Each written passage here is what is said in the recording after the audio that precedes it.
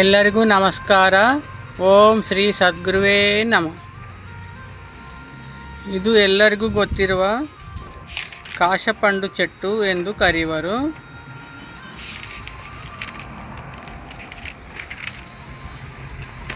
ಈ ಹಣ್ಣನ್ನು ಹಳ್ಳಿಗಳಲ್ಲಿ ತುಂಬ ಇಷ್ಟವಾಗಿ ತಿನ್ನುತ್ತಾರೆ. ಈ ಸಸ್ಯದಲ್ಲಿ 2 ಬಗೆಯ ಹಣ್ಣುಗಳು ಇರುತ್ತವೆ, ಕೆಂಪು ಮತ್ತು ಕರಿ. ಇವು ಕೆಂಪು ಕಾಶಪಂಡು ಚೆಟ್ಟು, ಕಾಮಾಂಚಿ ಚೆಟ್ಟು ಎಂದು ಸಹ ಕರೆಯುವರು. ನಿಮಗೆ ಗೊತ್ತಿರುವ ಈ ಸಸ್ಯದ ಹೆಸರನ್ನು ಕಾಮೆಂಟ್ ಮೂಲಕ ತಿಳಿಸಿ.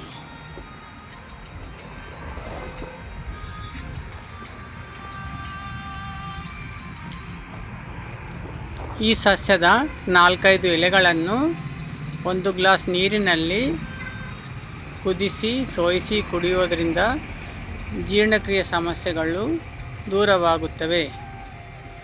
ಮತ್ತು ಇನ್ನೊಂದು ಉಪಾಯವೆಂದರೆ 1 ಗ್ಲಾಸ್ ನೀರಿನಲ್ಲಿ 4-5 ಎಲೆಗಳನ್ನು ಕುದಿಸಿ ಸೋಯಿಸಿ ಕುಡಿಯುವುದರಿಂದ ಸ್ಪರ್ಮ್ ಕೌಂಟ್ ಹೆಚ್ಚುತ್ತದೆಂದು ನಾಟಿ ವೈದ್ಯರು ಅಭಿಪ್ರಾಯಪಟ್ಟಿದ್ದಾರೆ.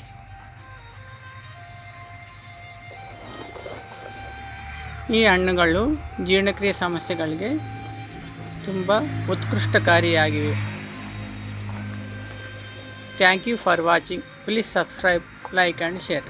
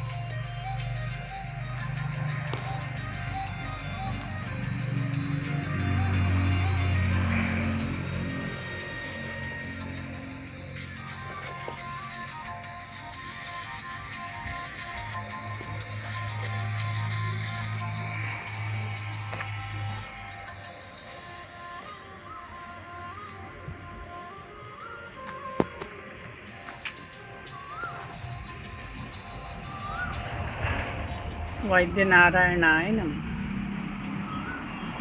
धन्वंतर देवाय नमः.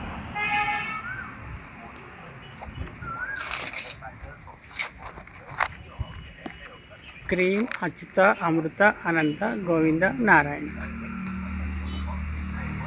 Thank you for watching.